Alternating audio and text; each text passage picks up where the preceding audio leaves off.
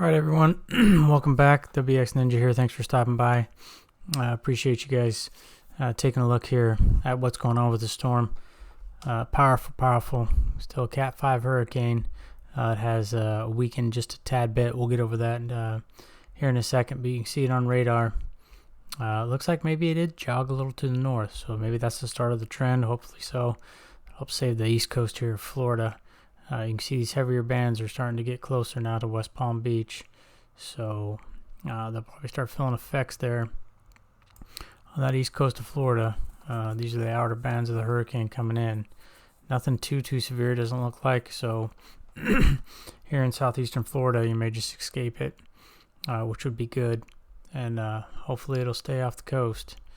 They have it weakening to a Cat 4 by 11 p.m. tomorrow. I think that's Eastern Daylight Time. So a little less than 24 hours from now. Let's look over here. This is the latest is of 5 a.m. Eastern Daylight Time. 165 mile an hour winds, 916 millibars, and moving west at 1 mile an hour. So basically it's stationary. At the end there on the radar loop, you can see it move a little bit, but it's definitely not moving fast, 1 mile per hour. Pressure did come up and those winds did go down. So that trek over the land, as we're seeing over here, that is affecting it some. This isn't a huge island, so it's not affecting it that much, but it's affecting it some. Here's a little different view, different radar. Again, you can see those heavier bands. We'll see what kind of winds we're getting here. 42, nothing spectacular. See if it changed. 38, so nothing. 14, nothing too bad. Of course in here this is all pretty bad. That station may be offline because these outer bands, you're getting into at least tropical storm force, which with their gusts would be, but it's either going to go offline if it hasn't already, or it's going to, well, we can look here. Let's check the graph. It's still reporting. Still quite warm and humid, of course, but we'll see. We'll see if that one jumps up at all. Let's look at our next thing here. So a couple things to note on this one. You have two different things. First, we've got the track. It came maybe a smidge to the to the west. If so, just barely. I really think it's looking better. It's slowed down. It's looking better for Florida now if it does, in fact, do what the models say and make this turn. But I think the Carolinas are definitely going to get hit. But again, it's kind of a wait and see. Could be wrong. It could continue to meander and get cut off from that high pressure system and go. We'll look at a couple other things. Oh, one more thing I wanted to show you here on this one. This is updated for the alerts. So this has been hurricane warning and now hurricane watch up in here. Obviously these will all expire. I'm kind of surprised this one is still going, but yeah, so much of the east coast of Florida is having some sort of watch or warning. Here's the rainfall map. Obviously it's going to be real heavy down there, but see some of the outer bands, less than an inch to maybe an inch. So we'll see. I think the big thing with this would be, just how much. And this says through Sunday, so this one might be old. It might not have got updated. Anyhow, if that thing stalls even a little bit. So like we're talking about, is this thing going to get, is it going to get swept up into the backside of the high pressure system? Time will tell. If it is, I don't know. It's just going so slow right now, just meandering. So it's gonna have to get caught up in there pretty quick. Here's the latest, infrared. Pretty interesting. Just a powerful hurricane. A couple things you can see on this. So if you watch, you can see it densify right there and then start to come back up. So as it went over land, it went down a little bit, and now it's going back up. So you can kind of see it takes a northern jog. So more of that eye wall is going over water than land now. So is it going to re-intensify? Probably. I don't think the winds are going to go up that much, but again, difference between 165 and 180. I mean, I know it's 15 miles an hour, but that really doesn't make a lot. When you're dealing with such high, strong winds, the amount of damage and the storm surge, the rain, it's gonna be some big issues. You can see still have the southeastern edge. You can see the very end. You got the storms here, and then you got this storm in here. So very good convection down there. On that southeastern edge. So it's still getting energy. It's still real circular. Other than over here, I'm really surprised to see this much convectivity this far away from the eye on the south and eastern side here. So just kind of interesting. Could be nothing. Could just be the nature of the storm, because there could have been some extra subtropical stuff in there. But you can see some storms firing up here off the coast of the Carolinas. But look at these outer bands. I mean, they're already it's going to start affecting storm surge, and just the wave heights and the ocean action is going to start doing some damage here with the coastal erosion. And again, you can see, I mean, a couple bands touched there. It's not to say it was heavy rain, but super close. So maybe it'll sit there and just stall out a little bit, which, I mean, you don't want to see for the Bahamas, of course. Anything moving at 1 mile per hour, gosh, that's horrible. It's really, really horrible for those people. Excuse me. So, yeah, you can see it's a pretty wide system. And it's just sitting there, just churning in the water. It's not moving. One thing I didn't want to note in my last video, I put up some links. So we have the Florida evacuation page and the evacuation zones, and then for Georgia and North and South Carolina, I posted some links to different emergency management and things like that. So if you're down there, and you want to just look at, or know someone down there, and you just want to look at some websites to find out if you need to evacuate or if they need to evacuate, some really good resources. Obviously, as this storm changes, and as we go through, rest of tonight, and then tomorrow, for you on the East Coast, it's almost 5:30 a.m. So many people probably getting up and taking a look at this, especially down in Florida and Georgia.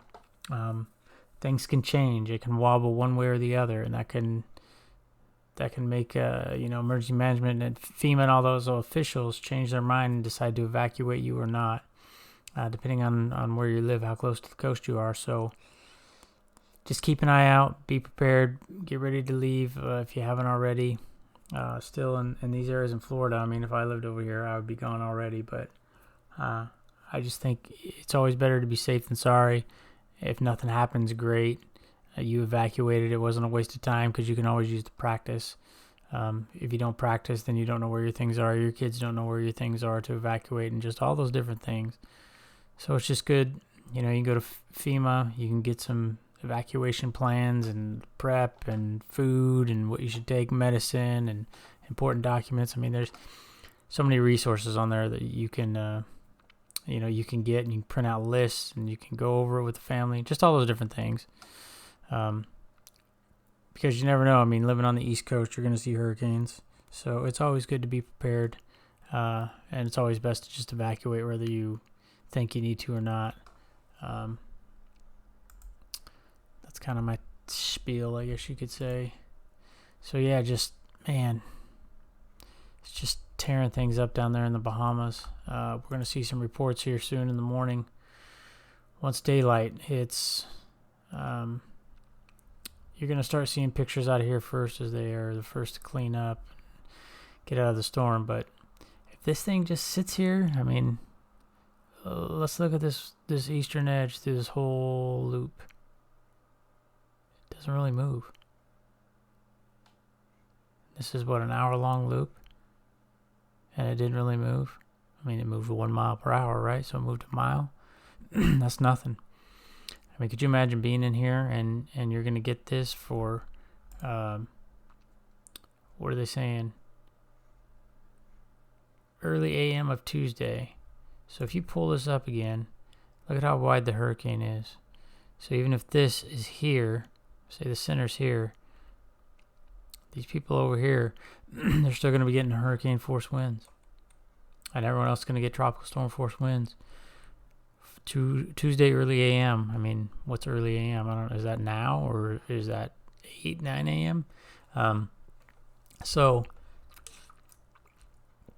excuse me, at least another 24 hours for these people of hell, literally hell. I mean, I can only imagine what they're going through with the storm surge, the rain, the wind. It's definitely destroying the Bahamas down there, these northern Bahama Islands.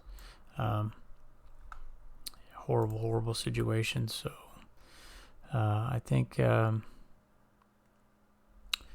this was the first loop. So this one's a bit longer here. This is a 2-hour loop. So let's just take a look. Try to get the finger on that eastern. Yeah, you can see. I mean, look, the finger's on the eastern eye wall there, and then at the end, again, you know, we're talking miles, a couple miles. It's just, look at all these yellow bands, just pretty constant over here in Freeport. That's some heavy rain. So they're getting flooding from the rain, and then you're getting inundated with storm surge. Again, beach erosion there too, I'm sure, and the wind. It was probably a horrible night for a lot of people there. So, hopefully the same thing doesn't happen anywhere on the East Coast, but I don't know. It's going to be something we're going to have to keep an eye on. You know, it is slowing like the models predicted, a little later than the models predicted. It does look like it's gone a little north. Even though they have the track still west at 1. Let's look at this one more time. Yeah, even this one at the end, I mean, you can see. I don't know why it jumps, probably updated, but switched to a different satellite maybe. Yeah, you can see it jumps there at the very end, the last couple frames. And maybe that's just a wobble to the north. Maybe it goes back down south. I mean, I don't know. There's a lot going on with these storms. They're really strong on this one. So we'll hope that it stays north, keeps going north, and just skirts the coast. That would be the best case scenario. Even though they're still going to get some damage, that would be better than having a landfall anywhere here in the Carolinas, Georgia, Florida. Again, we'll hope this track holds and the steering pattern. We'll hope this thing just cuts in there. Excuse me. So that's going to do it for me tonight. This is the last update. I'll be back in the morning here with another update. First thing in the morning, we'll get some new information from the National Hurricane Center. They'll have another update with all their new and latest information. This hurricane, you know, it's moving at a mile per hour. So unfortunately, this radar picture isn't going to look too much different. One last thing, the only good thing, and I use that term very lightly, about the slow movement is you get to be under the eye wall for longer. So you get longer of a break to maybe evacuate to higher ground, maybe get someone out that's trapped from whatever that's fallen on them or whatever. But hopefully there's hardly anyone here. I mean, you know, hopefully they went down to the main Bahama Islands and got out of there days ago. Because this, man, you got to be in a pretty strong structure. We're talking 18 to 24 feet of storm surge. I mean, So you got to be 2 feet off the ground at least, which isn't real high. But again, what if it turns out to be more? I'm sorry, 18 to 24 feet. You have to be 24 feet off the ground, which is pretty high. So, and again, just based on the pictures, there's not a lot of really big, nice structures there. It didn't look like. So I don't know much about this area, but there you go, ladies and gentlemen. That's the latest here. Appreciate everyone's love and support. And again, I'm going to leave all that information about evacuation zones and just emergency management information in those 4 states, Florida, Georgia, and the Carolinas. So if you want more information there, if you want to donate, I got some information on here how to donate. There's a FEMA app you can download so that if you do lose power or have to evacuate or buy a TV, computer, that type of thing, you can pull up that FEMA app on your phone. It's going to have tons of different information, help you with your evacuation plan, help you get prepared, and help you get out of the way of this beast. And hopefully, like I say, it'll stay off the coast. But in my next update, we'll have even more information. We'll have some new stuff from the National Hurricane Center.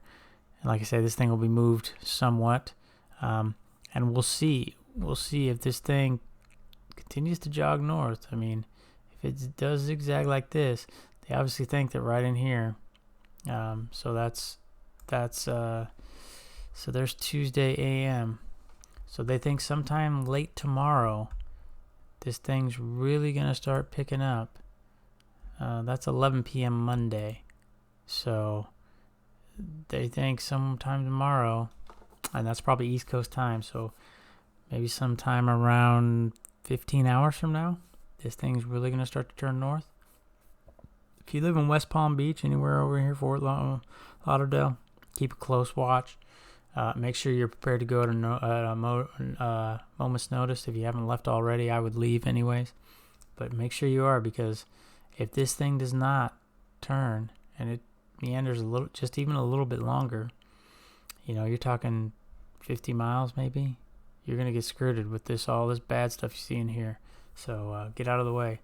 All right, stay safe, everyone. We'll see you in the morning. Take care.